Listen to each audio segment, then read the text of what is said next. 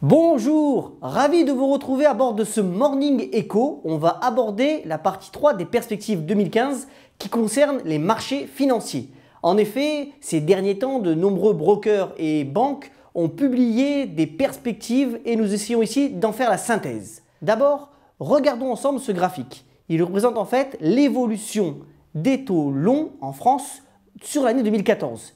Et plus la courbe monte, plus ces taux évoluent vers le bas. On est aujourd'hui à 1,05 sur une obligation de référence à 10 ans. C'est extrêmement bas. Et si on compare cette performance de cette obligation à celle du S&P, on n'est vraiment pas loin. Il s'est donc passé en 2014 à la fois une très belle performance sur les marchés actions américains, mais aussi donc une baisse des taux longs généralisée. Quid pour 2015? Pour les marchés actions, les analystes sont haussiers. Ils voient un potentiel sur le marché américain compris entre 8 et 10%.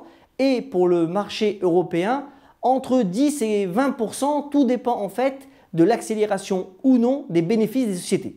Ils attendent aussi un meilleur marché en Chine, qui a d'ailleurs un petit peu décollé. Regardez ce graphique de la Chine depuis 2 mois, mais aussi un bon comportement des marchés japonais. Ils ne voient pas d'intérêt à privilégier des allocations sectorielles, mais le mouvement de ZOPA, c'est-à-dire en fait de rachat d'entreprises, et également la majorité de scissions d'activités pourraient être en fait des vecteurs de soutien de marché.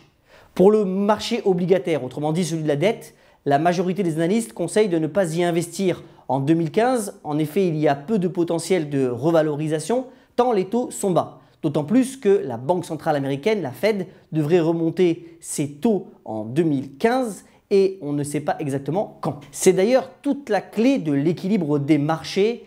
Il est intéressant de suivre au quotidien le taux de 10 ans américain qui se traite aujourd'hui sur des niveaux de 2,30% et son évolution à la hausse pourrait être un facteur de déstabilisation éventuelle de marché en 2015. Sur le marché des changes, le dollar a commencé sa remontée en particulier face à l'euro puisqu'on est passé de niveau de 1,35 à 1,22 $ actuellement et la majorité des analystes le voient plutôt entre 1,10 et 1,15 courant 2015. Ils mettent toutefois en garde contre une hausse trop précipitée du billet vert face à la majorité des devises qui pourrait être là aussi un facteur difficile pour les marchés. Concernant les matières premières, le pétrole a bien baissé sur les 3 derniers mois puisqu'on est sur des niveaux de 65 $.